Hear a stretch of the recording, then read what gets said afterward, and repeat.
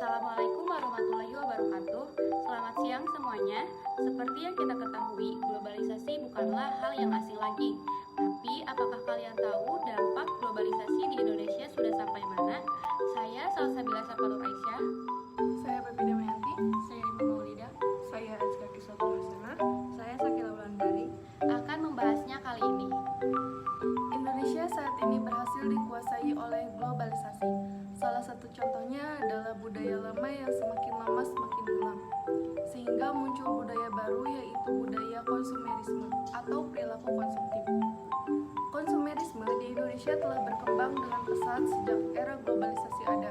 Konsumerisme ada karena memenuhi tuntutan gaya hidup masyarakat dari beragam usia terjangkit meski kapasitasnya berbeda. Litzar mengatakan globalisasi adalah bukan apa-apa. Yang dimaksud Litzar, nothing adalah bentuk yang dibayangkan dan dikontrol secara sentral yang sebagian besar kosong dari si distinctive. Sebaliknya, suatu something didefinisikan sebagai bentuk yang dibayangkan dan dikontrol secara endogenous yang sebagian besar kaya dalam isi distinktif.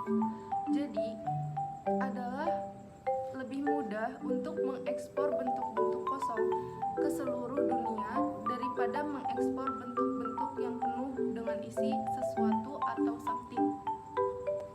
Seperti yang banyak kita jumpai saat ini, maraknya mall di kota-kota besar juga menjadi magnet untuk mendekatkannya masyarakat dengan budaya konsumerisme, terutama para remaja. Hal itu berdampak pada sikap remaja yang senang menghamburkan uang untuk kebutuhan yang tidak penting dan terus-menerus tidak puas dengan apa yang sudah dimiliki. Tidak hanya mall yang besar di Indonesia, kartu kredit dan ATM merupakan salah satu bentuk dari globalisasi yang mengakibatkan adanya budaya konsumerisme. Konsumerisme merupakan salah satu dampak dari globalisasi yang ditandai dengan ATM, kartu kredit, dan mall yang sudah tersebar dan dapat dinikmati keberadaannya oleh masyarakat. Dengan adanya mall, maka akan mempermudah masyarakat untuk memilih dan mencari kebutuhannya secara lengkap di sana. Begitu juga dengan adanya ATM dan kartu kredit, masyarakat akan dapat mempermudah proses transaksi. Jadi, argumen dasarnya adalah bahwa globalisasi membawa penyebaran nothingness ke seluruh dunia. Secara lebih spesifik, kita menyaksikan profil relasi global menuju nothing yang dicirikan oleh konsepsi dan kontrol terpusat, kurangnya isi yang distinktif, generik, dan kurangnya ikatan lokal, timelessness, dehumanisasi, dan kekecewaan. Tentu saja hal-hal yang cenderung menjadi something juga diglobalkan tetapi pada tingkat yang lebih rendah, sedangkan barang-barang yang mahal lebih menjadi nothing.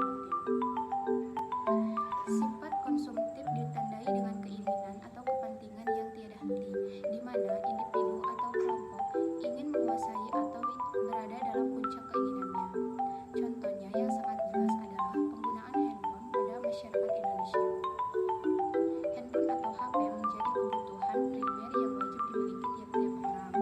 Dewasa ini, masyarakat semakin berlomba-lomba untuk mendapatkan handphone dengan berbagai cara, seperti berhutang atau kredit card, misalnya. Perilaku konsumtif inilah yang menjadi penyebab hilangnya perilaku produktif sehingga negara kita semakin dijajah oleh para kaum pemilik modal. Tanpa kita sadari, perilaku konsumtif sudah ada pada diri kita. Sikap konsumerisme ini tentu saja mencerminkan adanya Pancasila dalam pengembangan iptek. Dengan adanya globalisasi seharusnya dijadikan kesempatan yang baik untuk meningkatkan perekonomian bangsa dengan cara memperbanyak produksi dan mengekspor barang-barang jadi. Pengembangan iptek di Indonesia harus digemburkan agar di Indonesia tidak tertinggal dalam persaingan dunia. Tentunya harus didasarkan pada Pancasila sebagai pengembangan ilmu sesuai dengan sila kedua yaitu nilai kemanusiaan, yang dimana pengembangan iptek haruslah dengan cara-cara yang beradab berdasarkan pada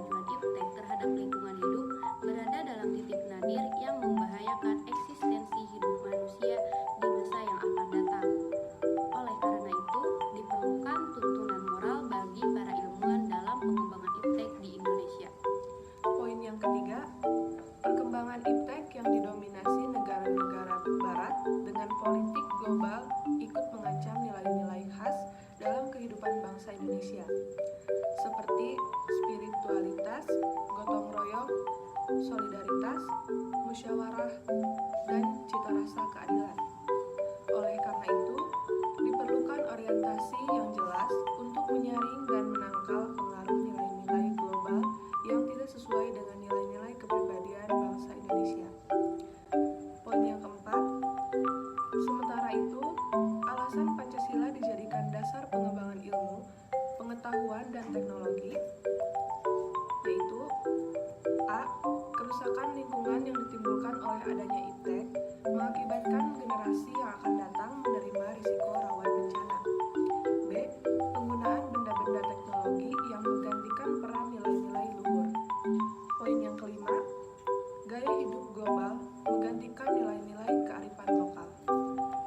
Pengembangan ilmu pengetahuan dan teknologi harus senantiasa berorientasi pada nilai-nilai Pancasila. Sebaliknya, Pancasila dituntut terbuka dari kritik, bahkan merupakan kesatuan dari perkembangan ilmu yang menjadi tuntutan peradaban manusia. Peran Pancasila sebagai paradigma pengembangan ilmu harus sampai pada penyadaran bahwa fanatisme kaidah kenetralan keilmuan atau kemandirian ilmu hanyalah akan menjebak diri seseorang pada masalah-masalah yang tidak dapat diatasi dengan semata-mata berpegang pada kaidah ilmu itu sendiri, khususnya mencakup pertimbangan etis, religius, dan nilai budaya yang bersifat mutlak bagi kehidupan manusia yang berbudaya. Mungkin cukup sekian pemaparan materi dari kami. Mohon maaf bila ada kesalahan dan kekurangan. Wassalamualaikum warahmatullahi wabarakatuh.